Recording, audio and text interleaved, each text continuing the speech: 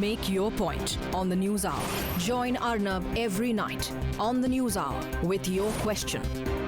Ask your question and join the debate.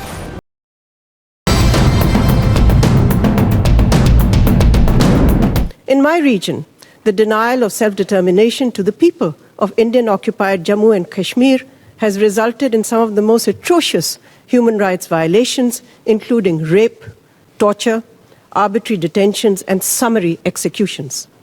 Its most chilling recent example is the extrajudicial killing last week of a Kashmiri leader, shot to death by Indian forces along with scores of innocent Kashmiris.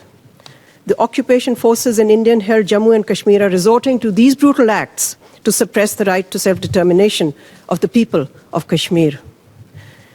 The Kashmiri people were promised by several UN Security Council resolutions the right to self-determination. But despite this Indian suppression, the Kashmiri people are determined to continue their struggle for freedom from foreign occupation. 68 years after the UN Security Council first called for a UN-conducted plebiscite to allow the Kashmiri people to exercise their right to self-determination, the fulfillment of this pledge remains the only way to resolve this long-standing dispute and to establish durable peace and lasting security in South Asia.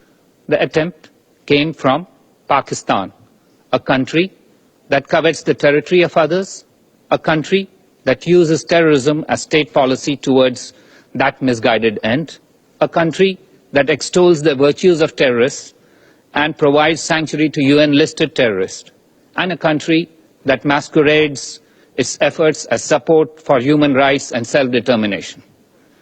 Pakistan is the same country whose track record has failed to convince the international community to gain membership at the Human Rights Council in this very session of the United Nations General Assembly.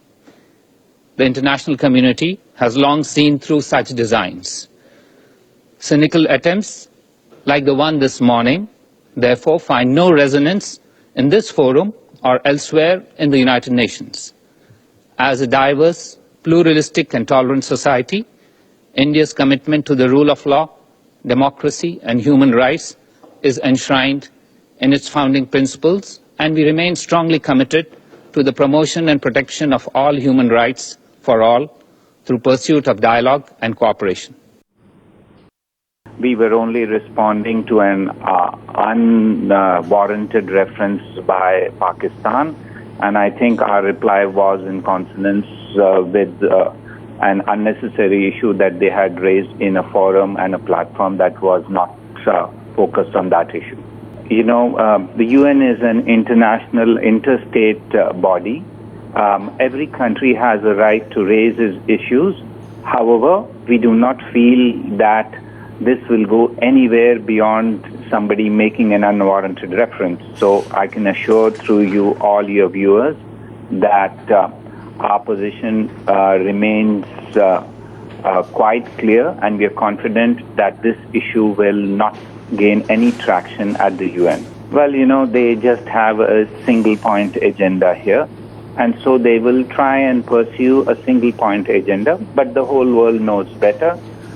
For years, nobody has raised this except for Pakistan. So it is a voice in the wilderness, and therefore we need not worry too much about it. We are focused in the UN as a country which has varied interests. Everybody knows about it. They also know that Pakistan's unwarranted references have no meaning because there is no resonance for this sort of a thing at the UN.